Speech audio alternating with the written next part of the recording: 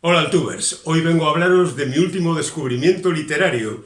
Esto de contar al mundo que hay nueva gente que hace cosas interesantes en literatura, en cine, en lo que sea, siempre es muy satisfactorio. Y para mí descubrirlos, la verdad es que me deja muy satisfecho porque viene a demostrar que efectivamente hay relevo generacional en esto de la literatura. El libro en cuestión se titula Los nombres y lo ha escrito Florence Knapp. ¿Quién es Florence Knapp? Pues ni vosotros ni yo sabemos quién es porque esta es su primera novela y prácticamente no hay currículum en la solapilla que nos hable de sus actividades. Así que no nos importa lo que ha hecho, salvo que ha escrito Los nombres, que es una novela muy a tener en cuenta y que por supuesto no tiene nada que ver con aquella otra titulada Los nombres que escribió Don DeLillo hace mucho tiempo y que también era una novela muy interesante. Pero bueno, estamos con esta Los nombres.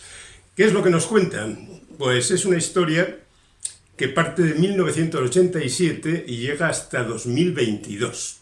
En 1987 nace el protagonista. Al protagonista, su padre, que se llama Gordon, decide que tiene que llamarse Gordon porque en su familia todos los hombres se han llamado Gordon y en consecuencia, pues este tiene que llamarse Gordon. Pero a la madre no le acaba de convencer el nombre de Gordon, quizá porque su marido es un ser absolutamente despreciable, un maltratador y un miserable. Y ella piensa que le iría mejor el nombre de Julian, que significa Padre del Cielo, y que en consecuencia eso hará que esa persona sea mejor cuando crezca. La madre evidentemente creía en el poder de los nombres y que de alguna manera nos representen, cosa que es muy discutida por mucha gente y que no tiene ningún tipo de evidencia científica. Pero en medio de todo esto se cuela la idea de la hermana mayor del recién nacido, una niña de 9 años que dice que debería llamarle Bear, es decir, oso, porque eso haría que resultara en su forma de peluche muy querible, muy abrazable, muy disfrutable en ese sentido para achuchar y por otra parte al mismo tiempo, al ser un oso, pues sería alguien poderoso, fuerte, incluso amenazador cuando fuera. Entonces, ese sería el prólogo de la novela. La madre va a inscribir a su hijo y lo inscribe con el nombre de Bear, es decir, lo que ha dicho la niña. Esa sería la primera parte. Pero después de contarnos las historias que corresponden al primer año, al principio del nacimiento del personaje, resulta que hay una parte en la que el personaje se llama Julian, como quería la madre, y luego hay una tercera en que el personaje se llama Gordon. Es decir, que se va contando al mismo tiempo la historia de un mismo personaje con 3 nombres diferentes y que, según la opinión de la autora y de la protagonista, la madre del protagonista, pues tiene influencia de los nombres que en cada ocasión porta. Y así, a lo largo de la historia, entre el 87 y el 2022, se va contando la historia de este personaje en las 3 alternativas que proponen. Cada 7 años hay un nuevo avance y una demostración de lo que está ocurriendo en la vida de este personaje. Esto hace que la propia narrativa sea diferente y para mí muy interesante en el sentido de que tiene que contar muchas cosas y tiene que contar lo que ha ocurrido en esos 7 años, ponerlos al día y hacer que la acción avance durante un tiempo. Depende, eso no es algo a lo que se sujete la autora de manera férrea, sino que en ocasiones en cada parte pasan unos días y en otros pasa incluso años. Pero hay que contar lo que ha ocurrido anteriormente.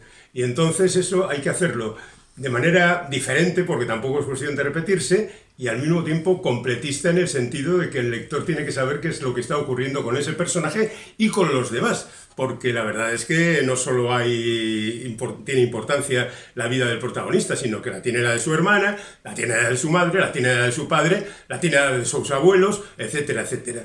Y la novela está llena de incidencias, de cosas, de historias muchas veces sorprendentes, porque hay situaciones en que el lector, yo mismo me he sentido sorprendido, caramba, qué giro de repente en el argumento, ¿no? Y qué bien traído está todo esto, y en otras pues más tranquilos y demás. Siempre hay sorpresas. Y la verdad es que conforme va avanzando la novela, las partes son más amplias y van contando más cosas, claro, se va incrementando la biografía de los personajes y la verdad es que el retrato pues igual no corresponde exactamente con las imágenes que he dicho yo anteriormente, la del oso, la de Julian, el padre del cielo, y la del despreciable Gordon. Pero lo cierto, porque el personaje es el mismo y tampoco puede ser radicalmente diferente solamente porque le cambien el nombre, ¿no? Pero no obstante, las situaciones son diferentes, muy variadas, y ya digo, la autora tiene que hacer un auténtico ejercicio para contarnos la historia y contárnosla bien. Y todo ello en 350 páginas. Lo cual es muy de agradecer porque en otras circunstancias y con otro autor o autora esto podía haber dado para una novela de 800 páginas. No, aquí está todo contenido en este libro que nos presenta estos personajes, nos los cambia convenientemente y hace que las circunstancias sean diferentes. Ya digo, un descubrimiento, me apunto el nombre de Florence Knapp para estar atento cuando salgan sus próximos libros porque creo que merecen la pena. Ahí lo tenéis.